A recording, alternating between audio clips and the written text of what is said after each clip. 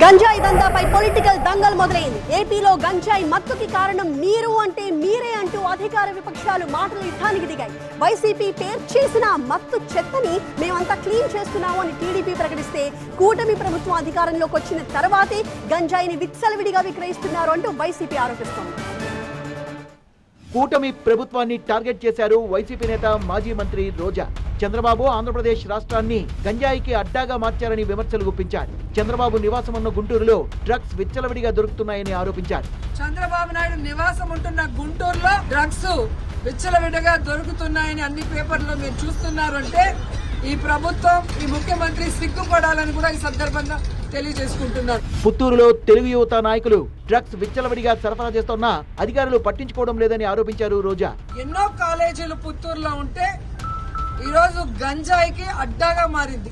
గతంలో కూడా తెలుగు యువత హరి అనే అబ్బాయి ఈ విధంగా విచ్చలవిడిగా ఓఎస్ఎస్ ఫర్టిలిటీలో అమ్మ నాన్నలకి పర్సనలైజ్ ట్రీట్మెంట్ ఇచ్చారు.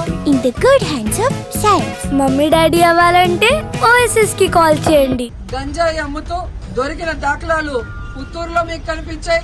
కుప్పంలో గంజాయి సాగు జరుగుతోందన్న మాజీ మంత్రి నగిరి నియోజకవర్గంలో విద్యార్థులు గంజాయి తాగి ప్రధానోపాధ్యాయున్ని కాలర్ పట్టుకున్నారన్నారామె. పుత్తూరులోని కాలేజీలు, స్కూళ్లలో గంజాయి దందా బాహాటంగా కొనసాగుతున్న ప్రభుత్వం అధికారులు పట్టనట్టుగా వ్యవహరిస్తున్నారన్నారు రోజా.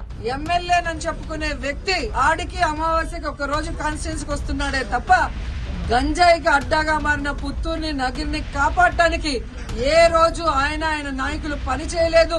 వైసీపీ హయాంలోనే ఏపీలో గంజాయి దందా పెరిగిందన్న హోంమంత్రి అనిత అప్పటి మత్తు చెత్తను తాము క్లీన్ చేస్తున్నామని అసెంబ్లీ సాక్షిగా ప్రకటించారు. ఎక్కడైనా గాంజా దొరికినా, డ్రగ్స్ దొరికినా దానికి సెంటర్ పాయింట్ ఆంధ్రప్రదేశ్ అవ్వడం లాస్ట్ గవర్నమెంట్ లో మనం చూసాం. దీని నేపథ్యంలో ఫస్ట్ ఆఫ్ ఆల్ ఈ క్రైమ్ రేట్ను తగ్గించాలి అంటే ఈ గాంజాను అరికట్టాలి, అదేవిధంగా డ్రగ్స్ ని అరికట్టాలి అనే ఏకైక ఉద్దేశంతో గౌరవ చంద్రబాబు నాయుడు గారు సీఎం గారు ఒక ఏర్పాటు చేసుకుని ఈగల్ అని ఒక సపరేట్ ఒక వింగ్ ను కూడా ఏర్పాటు చేయడం జరిగింది అధ్యక్ష. ఈగల్ టీంలు ఏర్పాటు చేసి గంజాయి సాగుపై, సరఫరాపై ఉక్కుపాదం మోపుతున్నామన్నారు అనిత.